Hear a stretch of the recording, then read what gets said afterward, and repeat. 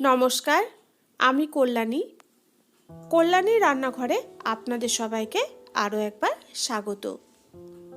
আজকে আমি আপনাদের জন্য চুই পিঠা বা চুষি পিঠার পায়েসের রেসিপি নিয়ে চলে এসেছি। একদম নতুনভাবে আজকে আমি আপনাদেরকে এই পিঠেটা বানিয়ে দেখাবো।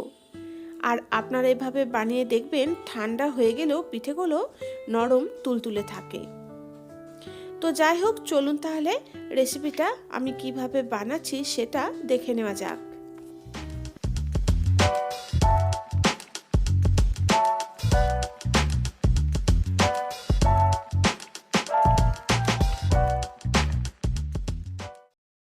প্রথমেই ডোটাকে রেডি করব। তার জন্য প্যানেতে 1 কাপ দুধ দিয়ে দিলাম। এবার এই দুধের মধ্যে দিয়ে দিচ্ছি 1 চামচ গাওয়া ঘি, 1 কাপ নারকেল কোড়া, দিয়ে দিচ্ছি সামান্য পরিমাণে লবণ। এবার সব কিছু ভালো করে মিশিয়ে দেব আর মিশিয়ে দিয়ে এটা ফুটে ওঠার জন্য অপেক্ষা করব। এভাবে পিঠের ডো রেডি করে দেখবেন, পিঠেগুলো ঠান্ডা হয়ে যাওয়ার পরেও নরম তুলতুলে থাকে। তো এটা ফুটে উঠেছে। এবার এর মধ্যে 1 কাপ চালের আটা দিয়ে দিলাম। ভালো করে মিশিয়ে নেব। মিশিয়ে দিয়ে একটা ঢাকা দিয়ে রেখে দেব। আর যতক্ষণ না হাতে সহ অবস্থায় ফিরে আসছে ততক্ষণ এটাকে আমি ঢাকা দিয়েই রেখে দেব।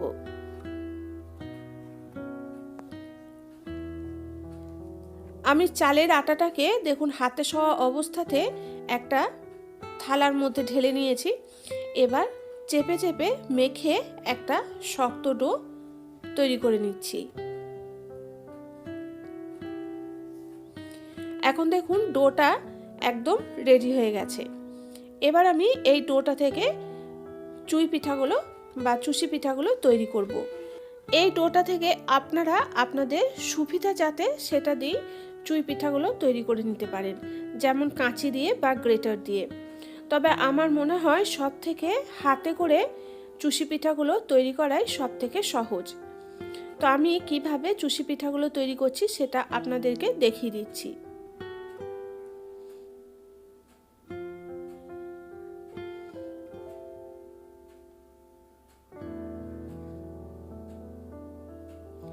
এইভাবেই আমি পুরো ডোটা থেকে চুষি পিঠেগুলো তৈরি করে নেব।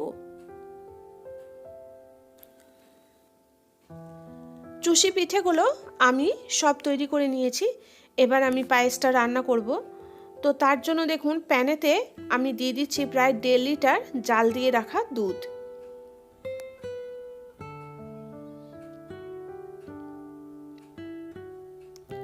এবার দুধটা গরম হওয়ার জন্য অপেক্ষা করব।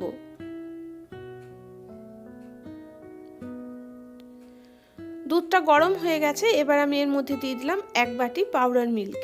ভালো করে দুধের সাথে মিশিয়ে দেব। তারপর এটাকে জাল দিয়ে আমি অর্ধেক করে নেব।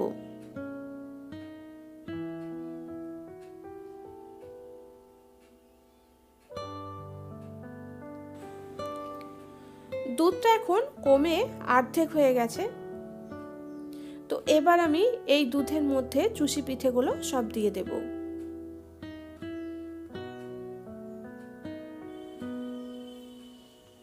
আপনারা এই পদ্ধতিটা একবার বাড়িতে ট্রাই করে দেখবেন ঠান্ডা হয়ে যাওয়ার পরও চুষি পিঠেগুলো নরম তুলতুলে থাকে, মুখে দিলেই মিলিয়ে যায়।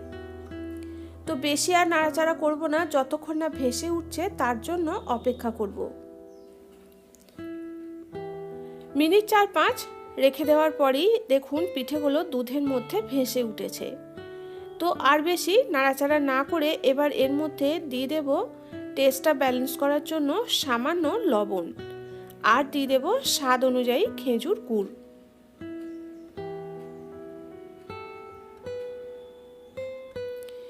নারকেল আর গাওয়া ঘিয়ের এত ভালো পিঠের মধ্যে একটা ফ্লেভার আছে যে আপনারা না খেলে বুঝতে পারবেন না।